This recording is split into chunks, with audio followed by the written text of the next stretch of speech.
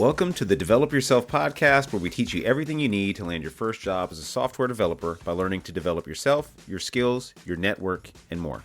I'm Brian, your host. Today on the Develop Yourself podcast, I have Vanessa Vun, who is a software engineer, a career transitioner.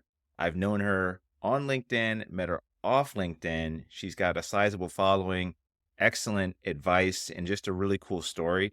And I want to talk a little bit about what it's like being a woman in tech, career transitioning after 30, and the life after learning to code. Because now you went through the whole learning in public, looking in for a job in public, and now you're finally at the promised land, which is really the start of a brand new game. Welcome to the podcast. Thank you. I'm really happy to be here and I'm happy to catch up with you after some time. Yeah, it's kind of funny. I meet a lot of people on LinkedIn, but you're one of the few people that surprisingly lives in the Bay Area, and we actually got to meet up and hang out and get some quick lunch in person, which was really cool.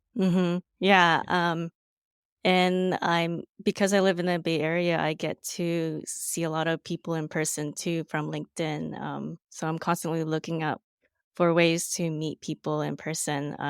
But it's funny, I'm introverted, but to me, meeting people is exciting because we get to talk about the things we love, like coding or anything tech. Yeah, it is cool, like the different energy when you meet people in real life as opposed to like on camera, or if you follow somebody online and you have this idea of what their voice is like or their persona is like, and you meet them in public. I'm pleasantly surprised a lot of times. Like I've met a lot of spicy people on like LinkedIn that have this persona that I meet in real life, and they're really cool. Like in general, most of the people I've met online have been just very nice. You included. You've been really cool to see your story, which I want to get into. You have an interesting background. Can you talk a little bit about what you were doing before you were learning to code? hmm I was a clinical lab scientist for the past 10 years in healthcare and biotech. So basically, I'm the people you never see in the lab with vials of samples in hospitals and biotech labs. So if you ever wonder where your pregnancy test went or where your blood samples go, that would go to the people like us, the lab scientists. But yeah, I went to that role after I didn't know what to do after college because at first I wanted to become a doctor. But Okay. after not achieving like a 4.0 at UC Berkeley, I was like, I am not good enough. So I Would you get like just a went with a different route. 3.7 or something? Something like that, yeah. I was really competitive.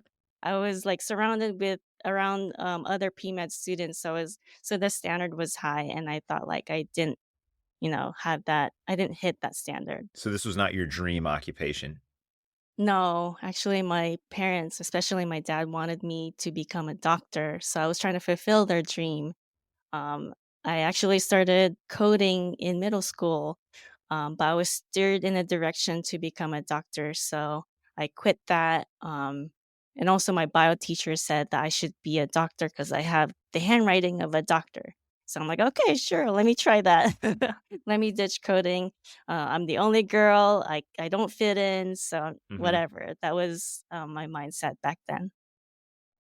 It's so interesting how little things that people say to us at certain stages of our life, like that person probably totally forgot they ever even told you that. And I don't know if you're like being funny or not, but did that like really actually kind of draw you into going the medical route? Yeah, it was just like that one thing, that one day that I remembered for a long time. So hearing it from my dad like once or twice and then hearing it from that bio teacher, it just set my course because I didn't know what I was gonna do for the rest of my life. So I just listened Right. to the people who I think got their life together. That's funny. And now like I don't know, maybe a little older than you, but I try to be careful of that too, because I realize how powerful that is when people kind of put that on you. They say, you should do this, or, oh, you shouldn't do that. Or people like you or whatever, don't do that. You should just do this. And that can stick with you. And you think they got it all together. And I realize now no one has it all together. At least I Yeah, certainly don't. Yeah. It's kind of yeah. crazy that way. At 35, I did a career switch and I thought I had it all together, but the whole time in my 20s and leading up to that, I didn't know what I was doing. Because that's a pretty cool title you had at the other place. A lot of people would look at that other job and say, well, why would you ever leave that? And I'm curious because it's not like, a lot of people transition from like, I don't know, working security or to fast food, jobs that don't really have much trajectory. And this sounds like you went to college, you went to a very prestigious college, you got this role, and then you decide, I just don't want to do this anymore. What made you want to quit? Yeah, actually, like maybe 2 or 3 years in doing that role, I felt really bored, because laboratory science is very stable, so things don't change very much, and for new tests or instruments to happen in the lab, it takes like 5-10 years for that to happen. So I started going to school in management for a master's degree because I was just that bored. And there Mm, was a particular book there in the management school I read about career changing.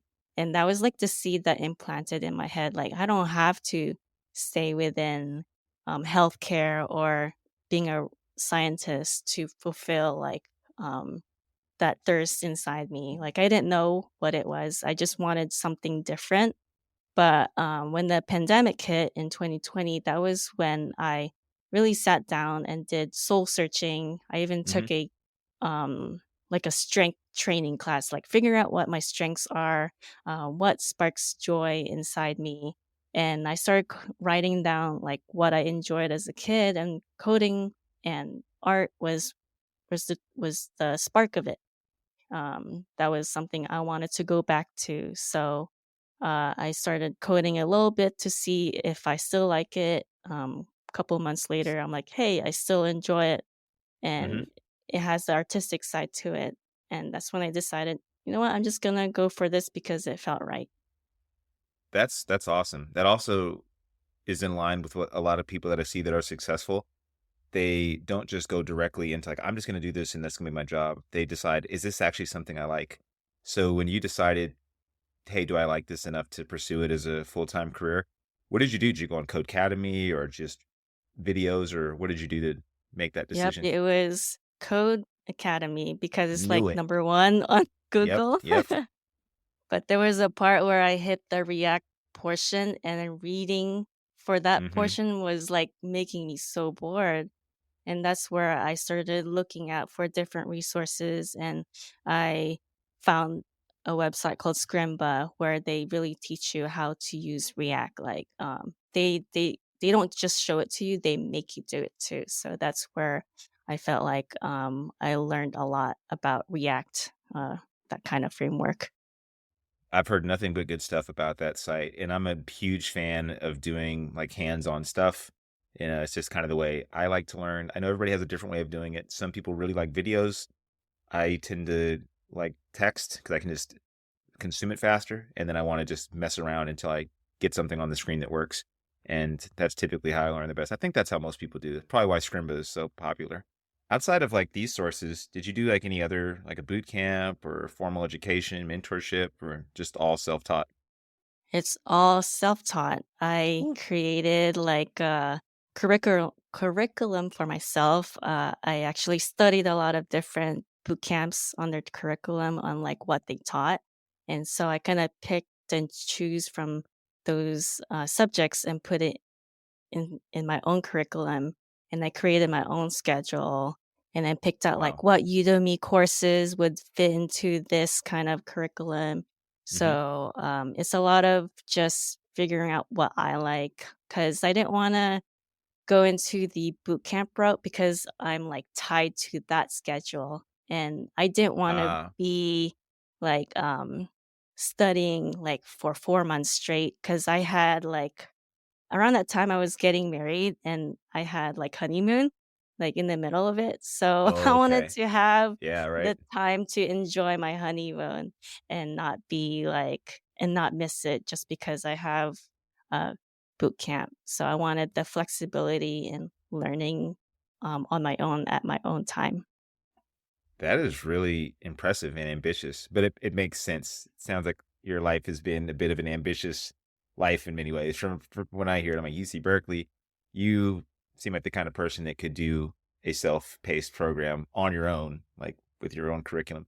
That is really cool you did that. And I would say, I mean, I own a boot camp, so I'm a little biased, but I don't see why there's any reason anybody couldn't learn basically every, and it's not like this information is proprietary or like secret knowledge. Maybe I shouldn't be like exclaiming that on the podcast, but in general, you can learn all this stuff on your own if you know what to learn, which is where I see most people fail, honestly. Like they learn HTML, CSS, JavaScript.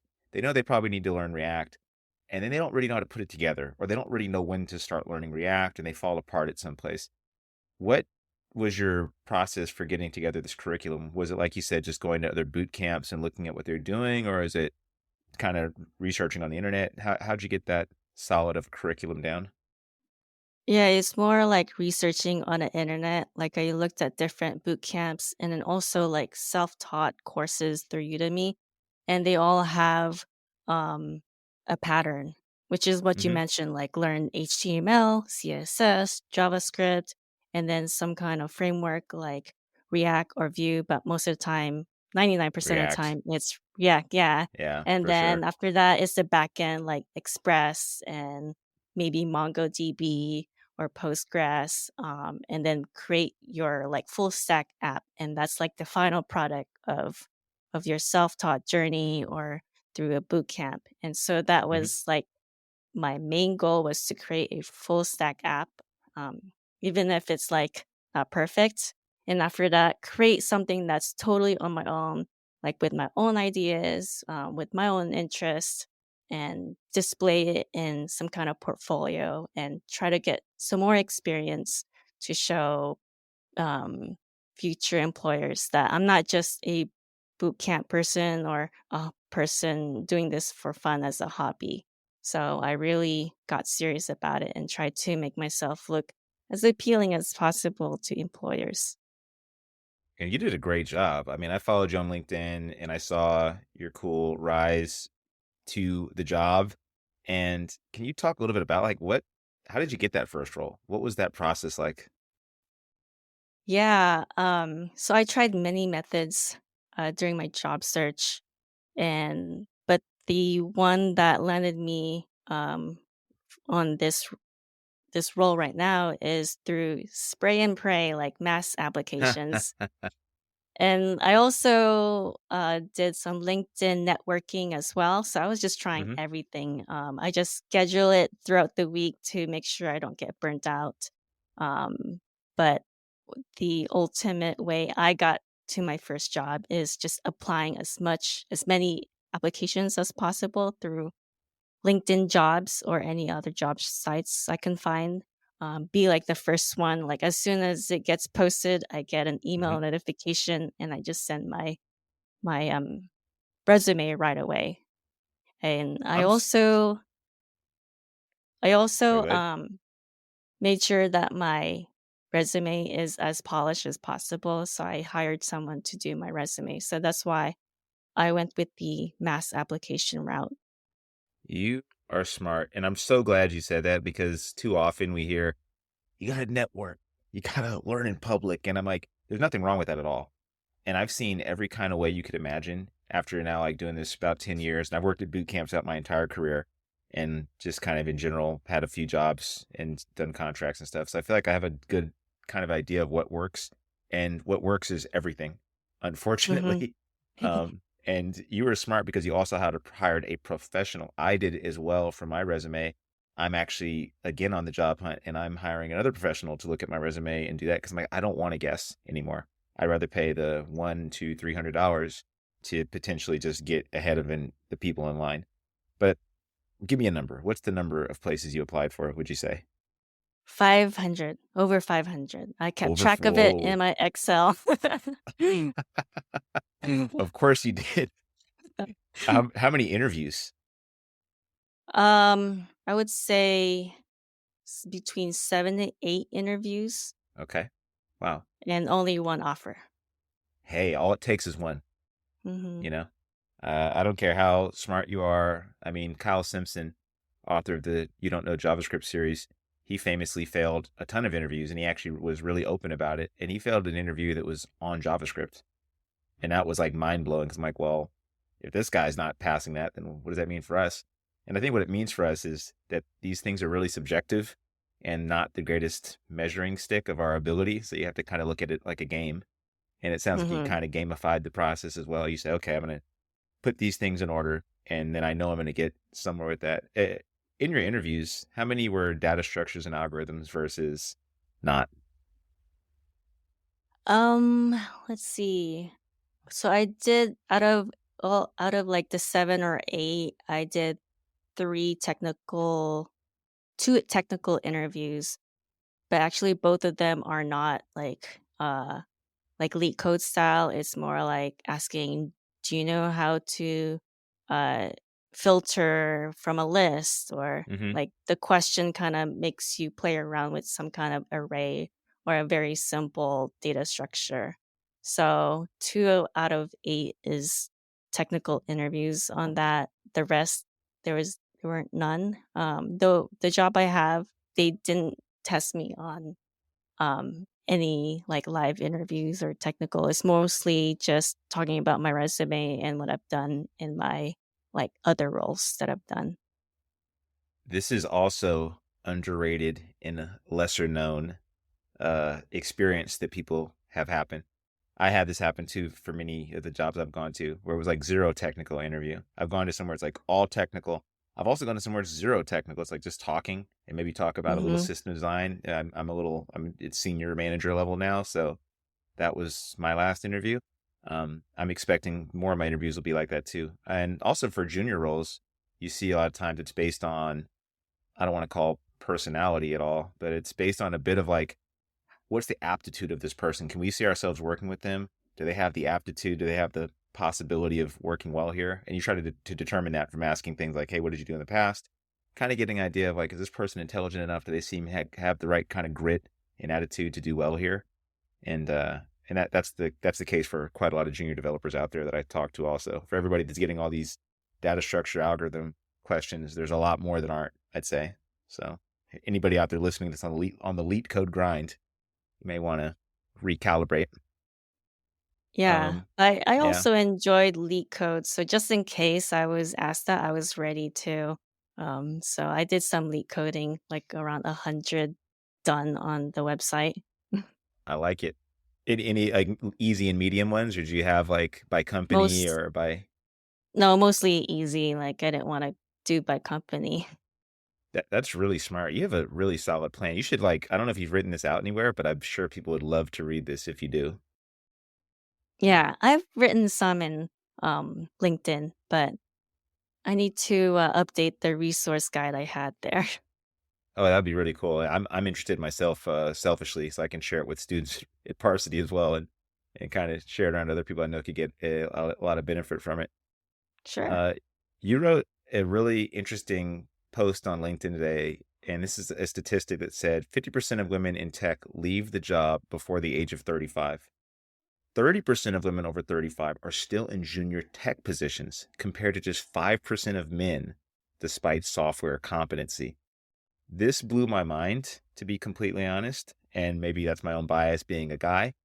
Tech is obviously dominated by men. I'm assuming you're probably one of or the only woman on your team. What has it been like being a woman over 35 transitioning into tech so far? So far, like I can only talk about my experience at my current company, and so far I feel like I'm pretty lucky. Like I don't have any horror stories. Everyone in my team um have been really supportive of me. And actually I had um an annual review recently, and the CTO and the director just sung praises and gave me a lot of compliments. So I feel like, "Oh my gosh, I'm in the right place. I have a great team and they encourage me, they give me good feedback." So I feel like I might be an outlier from that statistic. And I try to make sure I remain an outlier. But yeah, I think the tech industry as a whole is not probably a good story for a lot of women, because I also go to Reddit and read what other women are going through, and it's Yeah. just pretty rough out there. And so me, being in this position at my company and feeling really supported, I feel like it's kind of rare, and I just feel really grateful. I just landed in with a great company. And also, I mean, knowing you and seeing the kind of person you are, I'm sure you're what I would look at like a superstar on most teams. You seem like the kind of person who's going to go well above the average person in this kind of role. So I'm not shocked at all. But I wonder Thank about you. this too, because I've yeah, no, yeah, of course. I'm I always think this. I've seen this, by the way. I've been on teams where there was like one woman out of like 20, and the problem that I see with that sometimes is it's hard to hide. And I don't think there's anything wrong with being a mediocre or average engineer, but I think if you're one of one on a team, you stand out whether you want to or not.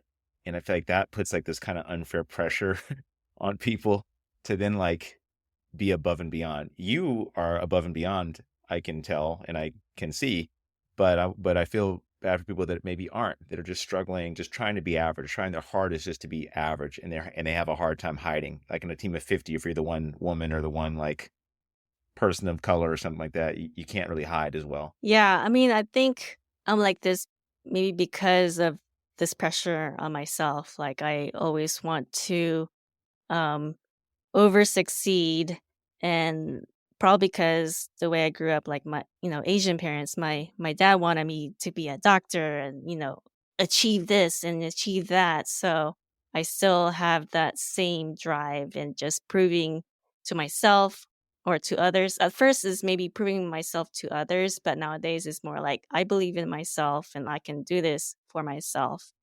Hmm. I think it's just that maturity that helped me like steer my focus better when succeeding or trying to make success, and I have to make sure that it's for myself and not for others. Yeah, I appreciate you saying that because it's so easy to get wrapped up in what other people want for us, and then you end up living somebody else's life, and you could turn around and say, "Wait, what was I here for again? What did I really want to do? Like what's the thing I want to actually do?"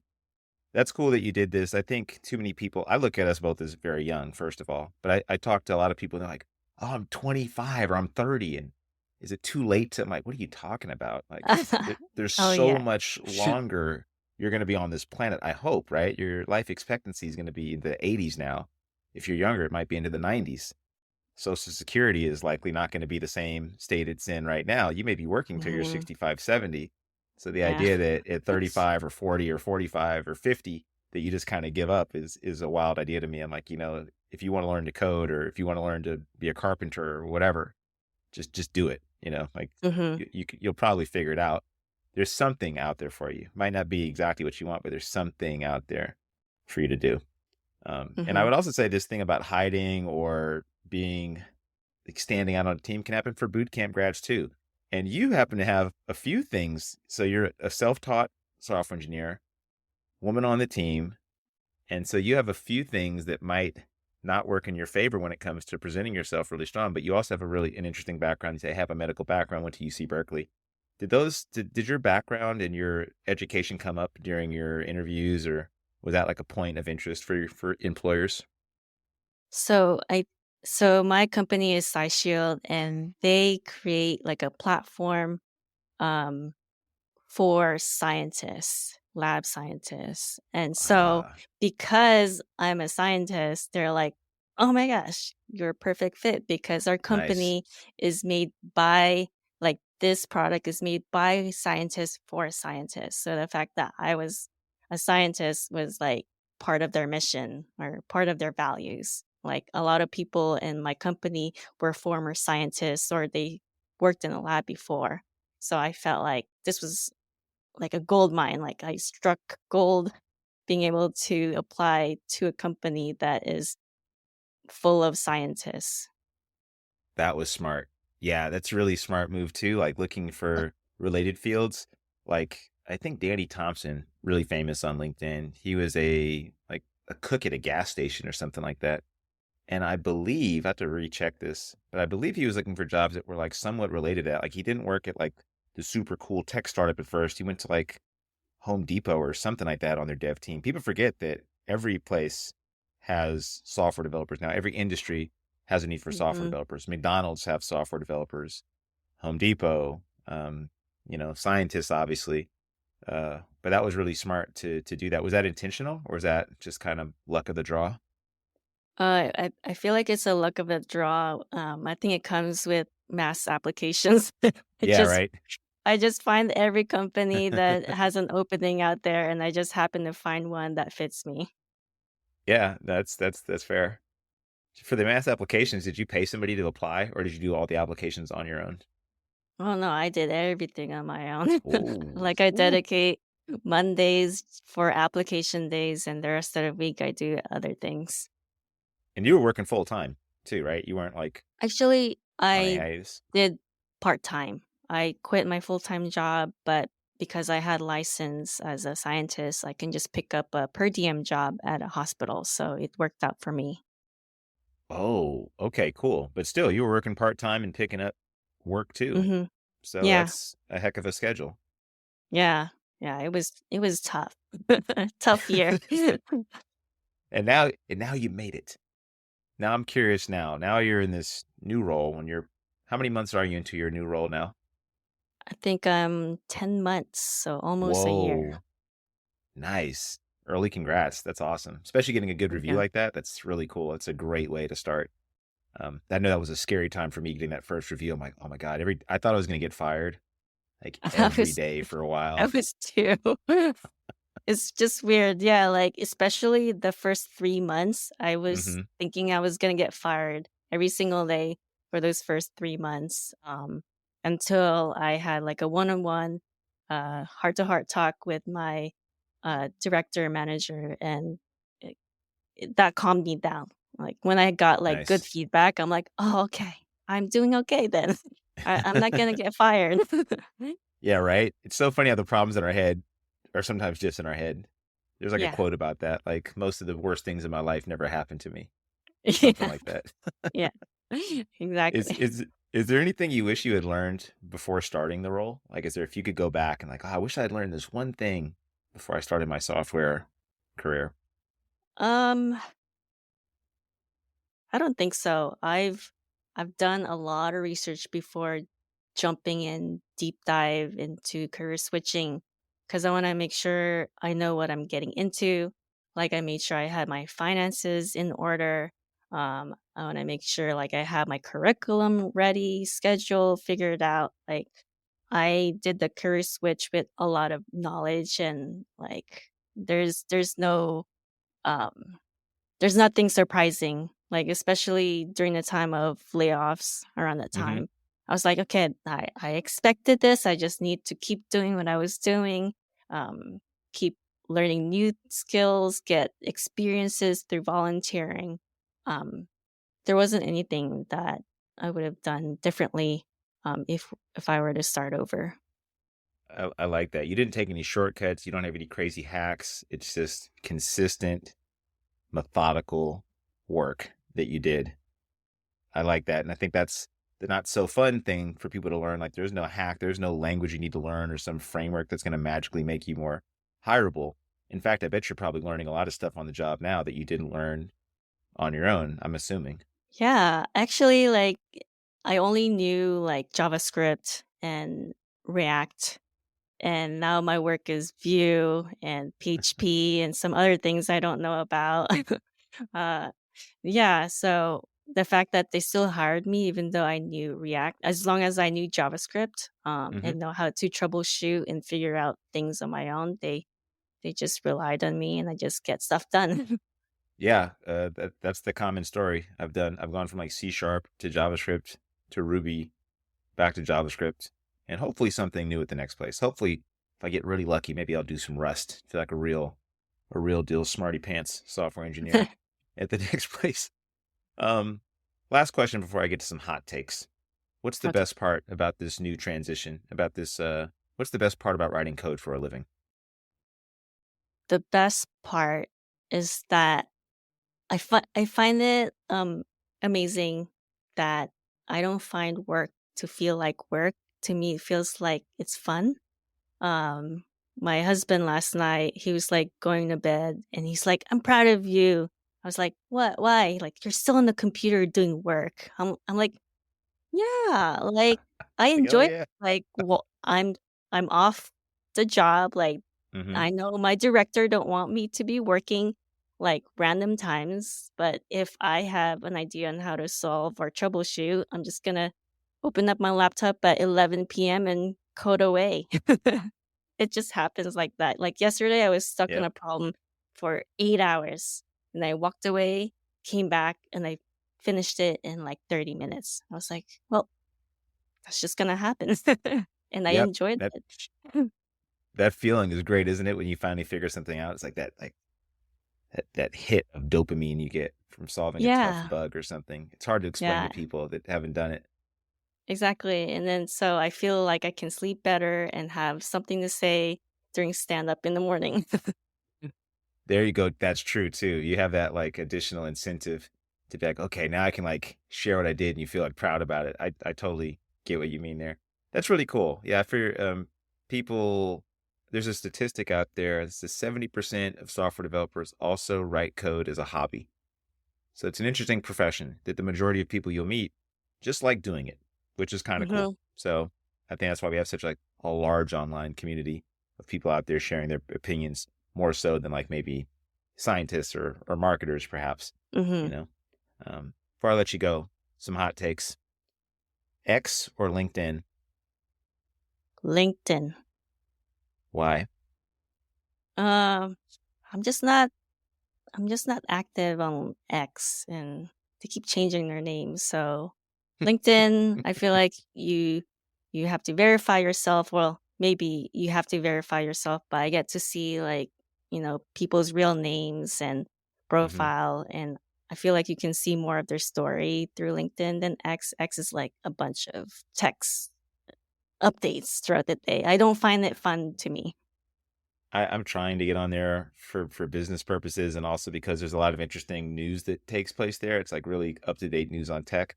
But yeah, I don't like the nonstop spicy takes and all the Mhm. edgy stuff for the sake of being edgy from people that you don't know who they are. So it's like, do you really know what you're talking about, or are you just some troll out there? Turns out a lot of people are trolling and they're just having fun doing that, which is Yeah. yeah, interesting. I ask a lot of people that question, and LinkedIn tends to be the most popular response. TypeScript or JavaScript? JavaScript. I Nice. know I know, like, TypeScript is the thing out there now, Hmm. but, currently at work, we just use JavaScript. Uh, we can probably improve on it, but it's just down the road, it's not a priority right now. So we're probably one of the few that is still on JavaScript. Oh, there's a lot of us out there.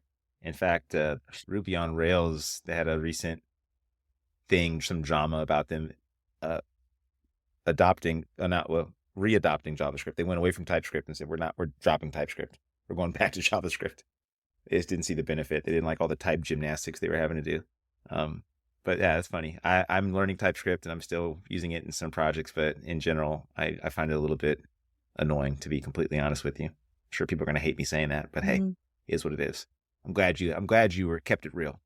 Thank you. Yeah, I mean, like, we're using Vue, so Yep. we have to type the props anyway, so there's some kind of, like, safety guards there. Yeah.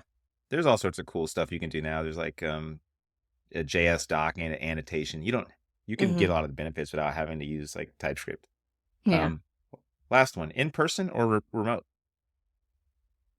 I would say remote because I'm remote, but I do kinda miss, like, maybe an in-person or in-person or a hybrid setting because I haven't seen, like, some of my coworkers, like, the entire time who was Mm, working. It's always these blank Zoom picture. So I'm like, I yeah, forget what they look like, or I only know their voice, but at least we get yeah. stuff done. It's a trip, right? Like you could work with somebody. I worked with somebody for years until I saw them in person, and it was a shock to see them. Like, oh, you look different, or you're taller, or shorter, Yeah. or just it's interesting seeing a person in person. Yeah, I've been both. I now prefer a hybrid mix. Honestly, I do like seeing people in person. It's a little different, and also developers for whatever reason I feel like never put on their cameras.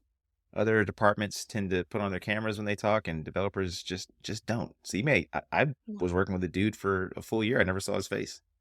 Yeah, Yeah, so actually, my sad. director kind of required, quote unquote, required us to turn on our camera during stand up. But I only turn it on when it's my turn, and I turn it back off. Ty- But Typical 90% developer. developers kept it blank. Yeah. It's definitely part of like developer culture for better or worse, but I think it's kind of funny. I don't generally have a problem with it. I think it's kind of funny though.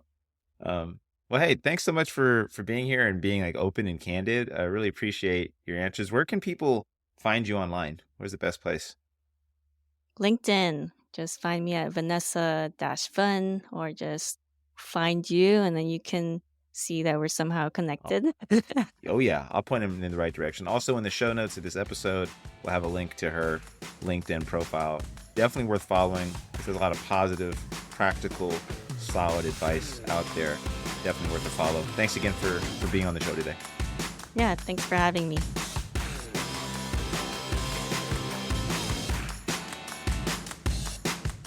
That'll do it for today's episode of the Develop Yourself podcast. To learn more about becoming a software engineer with us, then check out parsity.io. If you're not quite ready for that, then jump into our dev30.xyz program, which is 30 days of working on your mindset, habits, and JavaScript skills. Totally worth it. See you next week.